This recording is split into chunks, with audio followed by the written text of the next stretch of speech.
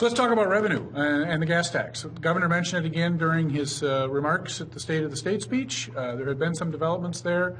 Start with you, Senator Dames. Well, 2 years ago, we put in, instead of doing a gas tax, we took the money from the auto parts and accessories, the sales tax from about half of that. We took half of the sales tax, I believe it was, from rental vehicles and also from lease vehicles. We put that into transportation. That's the $500 million plus per biennium. It's roughly about equal to about 11 cents per gallon gas tax. And so we found that to work very well. Now, one thing that when you take the sales tax like that, that sales tax grows every year. When you take gas tax, that gas tax pretty much starts going down very relatively soon and goes down every year. And that's because of electric vehicles, it's because more efficient vehicles, it's because of less drivers, things like that. And that's been through history. So to me, we need to get a system that we don't have to keep coming back to the well, and that system worked very well, and that was using the sales tax. And people said, well, you're robbing Peter to give it to Paul. Well, the last budget that we did in 2017, we never took any money away from education. The amount we dedicated to education got paid out through the biennium. We never took any money from Health and Human Services. That got paid out that we dedicated through biennium. We took the $500+ million out and still had a projected surplus of roughly $1 billion. So we didn't rob Peter to pay Paul, but we did use some of the sales tax to support roads and bridges, and I would suggest we continue to do that. So as I understand the governor's proposal, it is to increase the gas tax to 20 cents and then back out some of these dollars that were moved in, if I'm That is correct. Exactly. Plus, there's also an inflator in there each year. Okay. So we only have a couple of minutes left, so I want to give our last two panelists a chance to weigh in on this. Let's start with you, Representative Freiberg. Sure.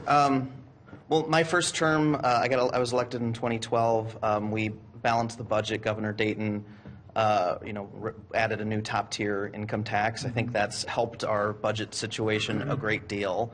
I think the gas tax needs to be on the table so that we can have a dedicated source of revenue for our roads and bridges. There's something like 1,000 bridges and hundreds of miles of roads that are in poor condition. So we need to have a sustainable, dedicated source of revenue for those. I think we're, just on the revenue front, we're facing an issue this year with the provider tax expiring. But a $700 million shortfall. Yes, in the out years. So that's something we'll need to address. I work in public health when I'm not at the legislature. So one of the things we did in the last biennium that made no sense to me was cut taxes on tobacco products.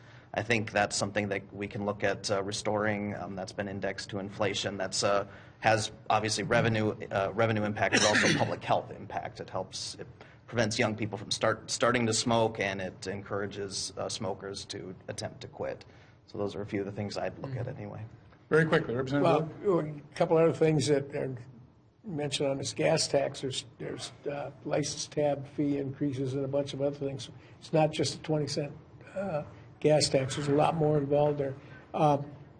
We got a system to use that sales tax. It's a lot, that's a lot fairer, because if you think about,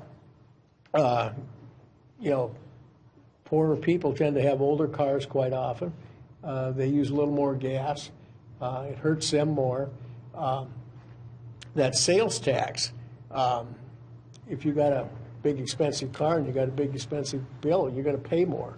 I mean that sales tax, frankly, is fairer than the gas tax. But is there enough sales tax revenue to provide an? Oh, absolutely. We're not even using all of it that we could collect on just on the things that have to do with automobiles. See, and that's the other thing is, you don't go anywhere with no gas. You don't go anywhere without a battery. You don't go anywhere if your tires are flat. You don't go. So this also has got direct connectivity with the people that use vehicle. So you got our last word on this. We've run out of time. I want to thank our panel, distinguished panel of guests this evening. But this discussion about revenue has not gone away, folks. We'll be back here next week, and we'll have an opportunity to talk about it some more, I suspect. I want to thank you, our viewers, for joining us this week. I want to remind you that we will be with you not only next week, but all the weeks that follow until the legislature goes home. Thank you, and good night.